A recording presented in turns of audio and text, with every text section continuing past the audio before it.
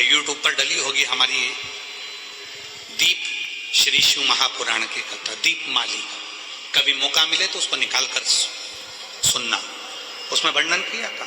दीप, एक दिया जो आप भगवान को लगा रहे हो, उस दिए को अगर सुबेरे भी आपने उसमें दिया लगाया, शाम को भी दिया लगाया, रात को उसको धोकर या मांझ कर रख दिया, या सुबेरे उसको धोकर मांझ कर फिर वापिस दिया लगाया, वही एक दीप तुम्हारे घर में रोज रोज रोज रोज प्रतिदिन अगर वो दीपक तुम्हारे भगवान के सामने जल रहा है। अब तुमने चाहे हनुमान चालीसा का पाठ करा हो, चाहे तुमने राम रक्षा स्तोत्र का पाठ करा हो, चाहे तुमने गिरिराज चालीसा करी हो, चाहे तुमने सर्वोत्तम जी का पाठ करा हो, चाहे तुमने शिव चालीसा करी हो, चाहे तुमने श्री शिवाय नमस्तुभ्यम बोला हो, चाहे गीता जी का पाठ करा हो, वो दिया जो तुमने भगवान के सामने रखा, उसमें बाती लगी है, जल रहा है, उसके सामने बैठकर आप सारी पाठ उसकी साक्षी में करते हो, तो वो दीपक भी सिद्ध हो जाता है। इसलिए हमने पहले भी कथा में कहा, जब घर का कोई व्यक्ति, उसका निमोनिया, उसका बुखार,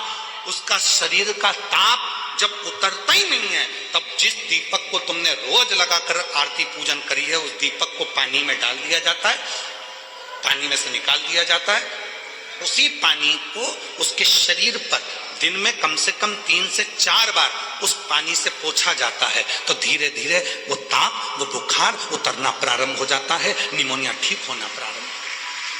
डॉक्टर को भी दिखाओ, क्योंकि हम डॉक्टर को शंकर का एक रूप मानते हैं। शिव महापुराण में जब मां पार्वती जी दुर्बल हो गई, जब माता पार्वती जी बेलपत्र का सेवन करते करते माता पार्वती का शरीर दुर्बल हो गया, शरीर काला सा पड़ गया, तब स्वयं शंकर भगवान वेद बनकर आए थे, डॉक्टर बनकर आए थे। इसलिए इस भूमंडल पर, पृथ्वी पर जितने भी हॉस्पिटल हैं, जितने डॉक्टर हैं, उन हॉस्पिटल में जो डॉक्टर सेवा देते हैं, दुनिया के लोग उन पर विश्वास कर कर उनके पास जाते हैं, और विश्वास का नाम ही शिव है। रामचरितमानस में तुलसी बाबा ने कहा, शंकर विश्वास रूपिणो। इसलिए दुनिया में जितने भी डॉक्टर की कुर्सी पर बैठे हैं, जो इलाज कर रहे हैं, जो वेद हैं, जो डॉक्टर बनकर विराजमान है, शिव पुराण उनको डॉक्टर नहीं, उनको शिव कहती है। इसलिए डॉक्टर के पास जाते से हमारा आधा दुख तो वैसे ही समाप्त हो जाता है। डॉक्टर के जांच कराओ, डॉक्टर के ये रिपोर्ट लाओ, वैसी रिपोर्ट लाओ, पर इलाज डॉक्टर के अनुकूल। और साथ में जो दीपक तुमने लगाया है, रोज रोज उसी दीपक को जला रहे हो, तो दीपक सिद्ध होगा। दीप, बोलो क्या क्या चीज है? दीप, आसन और पात्र, जल का पात्र, ये 3 सिद्ध होते चले जाते हैं, इनकी सिद्धता बढ़ जाती। चलो, अब ये बात तो तुमने आज सुनी, पुरानी कथा निकालो। टीवी पर रामायण किस किसने देखी है? टीवी पर महाभारत किस किसने देखी है? टीवी पर सीरियल किस किसने देखे हैं? भगवान के देखे होंगे। महाराज जी को क्रोध आता है, वो अपने कमंडल का जल निकाल कर तुरंत श्राप दे देते हैं। बोलो देखा कि नहीं देखा?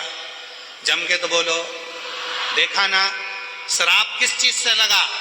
जिस कमंडल को महाराज जी पूजन में रखते थे, किसी दूसरे के कमंडल का जल नहीं, अपने कमंडल का जल, मतलब पात्र, जो शिव महापुराण की कथा कहती है, दीप, आसन और पात्र, जिस पात्र को आप अपने शिव के पास लेकर जाते हो, जिस पात्र से आप साधना करते हो, जिस पात्र से आप शिव को जल चढ़ाते हो, जिस पात्र से आप शंकर की पूजन करते हो, वो पात्र सिद्ध हो जाता है और उसका जल भी सिद्ध हो जाता है। पात्र की सिद्धता हो।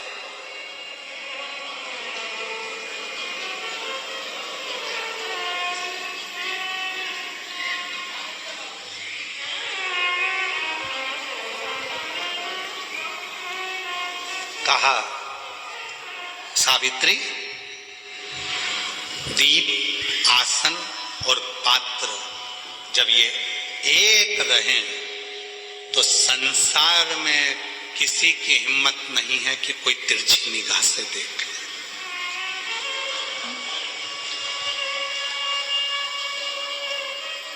एक लाइन हम सब बोलते आए हैं पहले से अभी तक। आप लोगों को उस लाइन का मतलब मालूम कि नहीं मालूम कि लाइन कब बनी, इस लाइन का निर्माण कब हुआ? अकाल मृत्यु वो मरे जो काम करे चंडाल का, और काल उसका क्या बिगाड़े जो भक्त हो।